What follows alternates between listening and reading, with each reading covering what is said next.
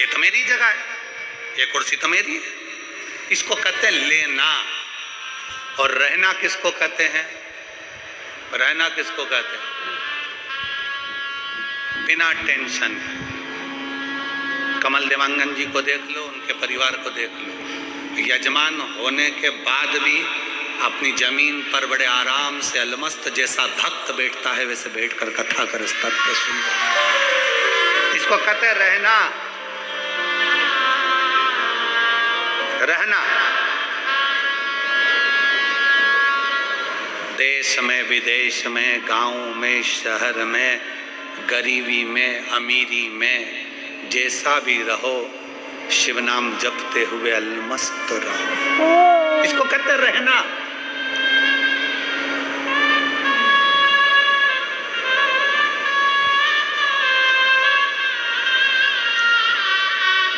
रहने के लिए ये नहीं देखा जाता कि बहुत वैभव। रहने के लिए ये नहीं देखा जाता कि बहुत वैभव हो।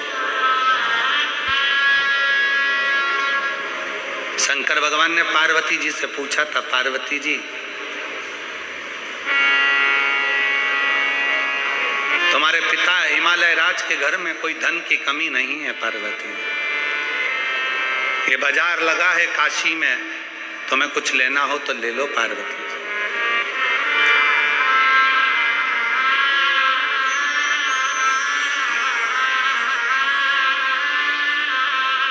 ये बाजार लगा है काशी में, पार्वती जी तुम्हें कुछ लेना हो तो ले लो।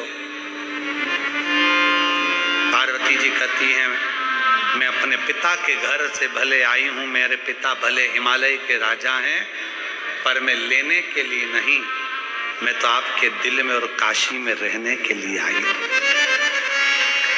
मैं लेने के लिए नहीं आई हूं, मैं काशी में और आपके दिल में रहने के लिए आई हूं।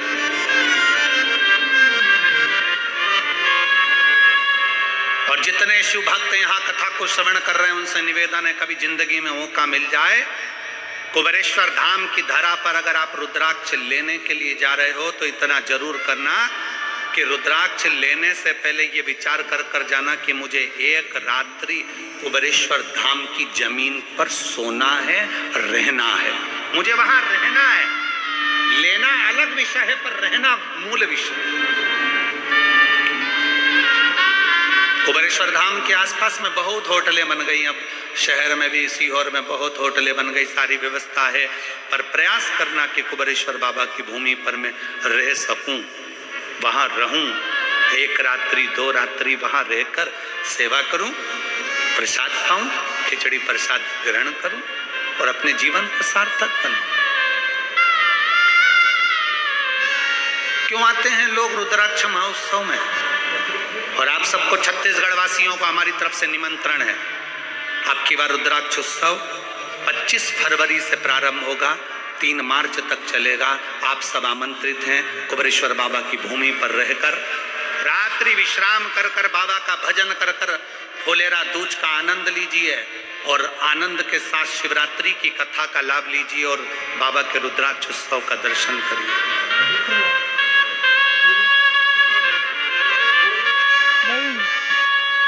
उस कथा को श्रवण करने के लिए दुनिया के क्या विदेश तक के महाराज जी लोग आते हैं, विदेश के भी लोग उस कथा में पहुंचते हैं और अपना डेरा लगाकर कथा को श्रवण करते हैं। जैसे कुंभ में कल्पवासियों का डेरा होता है, ऐसा रुद्राक्ष महोत्सव में शिव भक्तों का डेरा लगता है। पूरे देश से लोग आते हैं और उस रुद्राक्ष महोत्सव का आनंद लेते हैं। 7 दिन रुककर कथा का लाभ लेना, कंकर शंकर की पूजन करना, वहीं पर पड़े रहकर बाबा की भक्ति को धारण करना और शिव जी से अपने दिल की बात कहना। धारण करो। पार्वती तुझे इस काशी में से कुछ लेना हो तो ले ले। पार्वती तुझे कुछ प्राप्त करना हो तो ले ले, ले ले पार्वती। पार्वती जी कहती है मैं लेने नहीं, रहने के लिए आई, मुझे रहना है।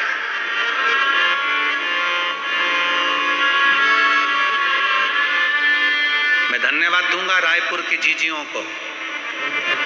कई बहनों के घर यहीं पास में बने हैं कॉलोनी में, कई बहनों के घर यहाँ कॉलोनी में बने हुए हैं। स्नान करने वो अपने घर जाती है,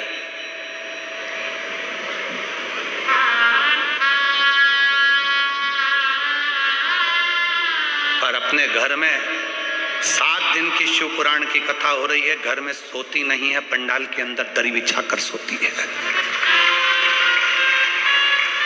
मैं धन्यवाद दूंगा ऐसी रायपुर की मेरी जीजियों को, मेरे जीजाओं को, जिनका नियम और होना चाहिए एक संस्कार आप अपनी सनातन धर्म को मजबूत करने के लिए दे रहे हो। कल कई विषय है, कल एक हमारे कार्यकर्ता ने पूछा एक बहन जी से, बुजुर्ग माता थी, उनसे कहा माँ आपका घर तो यहीं पास में है, आप बता रही थी कि ये बस मैदान निकलेगा और मेरा घर जाएगा, तो आप वहां क्यों नहीं रहती? कहा नहीं, मैं कथा के पंडाल में रहती हूँ, कथा के पंडाल में। पूछा क्यों? तो वो बुजुर्ग माता कह रही थी कि मैं काशी में जाकर, सोमनाथ में जाकर, मल्लिकार्जुन में जाकर, रामेश्वरम में जाकर, भीमाशंकर में जाकर, त्र्यंबकेश्वर में जाकर, मैं कृष्णेश्वर में जाकर, मैं बैजनाथ में जाकर रात भर वहां एक रात्रि का विश्राम नहीं कर सकती। तो मैंने शिव महापुराण की कथा में, उमा संहिता में पढ़ा है कि अगर शिव पुराण की कथा के पंडाल में जाकर रात्रि विश्राम करा जाए तो 12 ज्योतिर्लिंग में विश्राम करने का फल प्राप्त हो जाता है।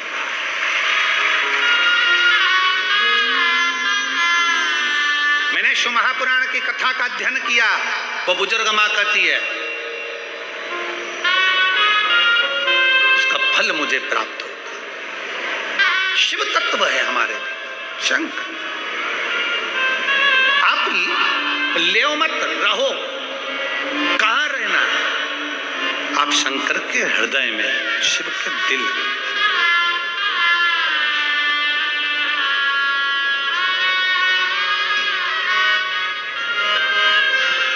शंकर के दिल में निवास कर। कैसे निवास कर सकते?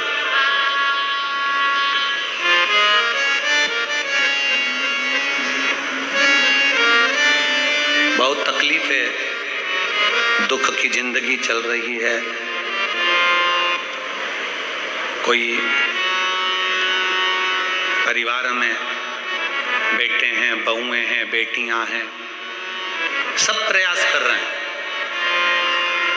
बेटे भी प्रयास कर रहे हैं, बहू भी प्रयास कर रही है, बेटी भी प्रयास कर रही है कि मुझे कोई अच्छा जॉब मिल जाए, मैं उन्नति की सीढ़ी पर चढ़ जाऊं, मैं बहुत आगे बढ़ जाऊं।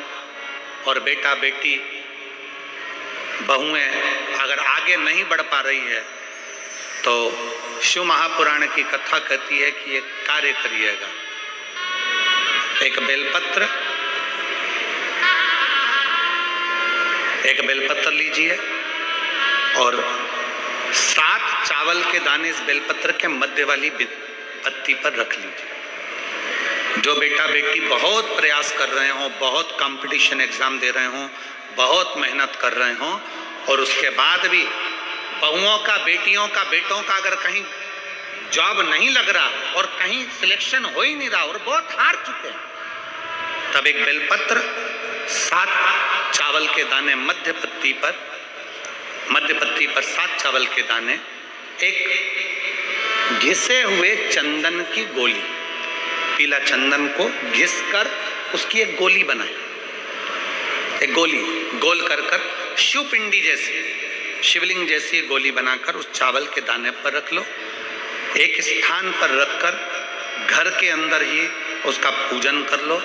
और पूजन करना है वही जो आप घर में सामग्री, आपके रोली, चावल, मोली, हल्दी, उससे पूजन कर दिए से आरती कर ऐसी कैसी ही बेलपत्र अशोक सुंदरी वाली जगह पर, थोड़ा समझिएगा, अशोक सुंदरी वाली जगह मतलब जहां से पानी बह रहा है उस ओर इस डंडी को रखना, और ऐसी कैसी पत्ती अशोक सुंदरी वाली जगह पर रख दीजिए।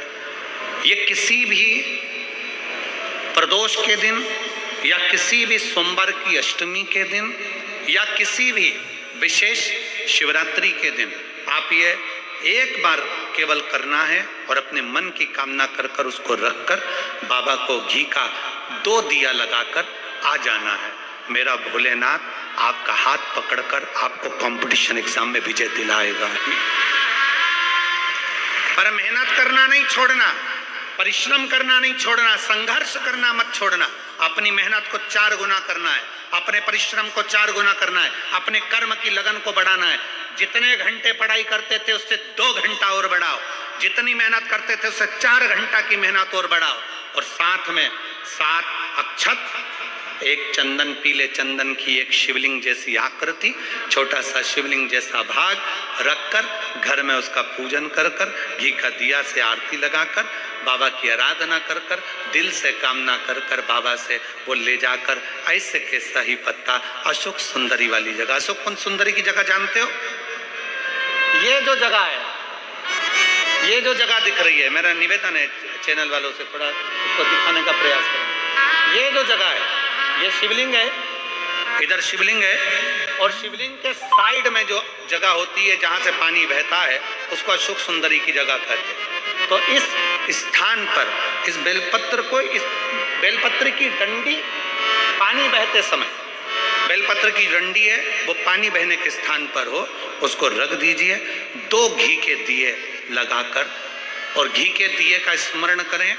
दोनों दिए गोल बत्ती के नहीं होंगे, दोनों दिए लंबी बत्ती के नहीं होंगे। जो 2 दिए आप लगाएंगे, एक गोल बत्ती का होगा, एक लंबी बत्ती का होगा। गोल बत्ती क्या बोलते हैं यहाँ पर? फूल बत्ती, यहाँ फूल बत्ती बोलते, तो गोल बत्ती मतलब फूल बत्ती, और लंबी बत्ती, लंबी वाली बत्ती। 2 दिए लगाना है, एक जगत जननी का, एक बाबा विश्वनाथ का। दोनों दिए आप रखकर बाबा को प्रार्थना कर कर दिल से आइए, मेरा शंकर आपकी कामना पूर्ण करेगा और पत्र व्यासपीठ पर जरूर आए, अवश्य। एक पत्र है,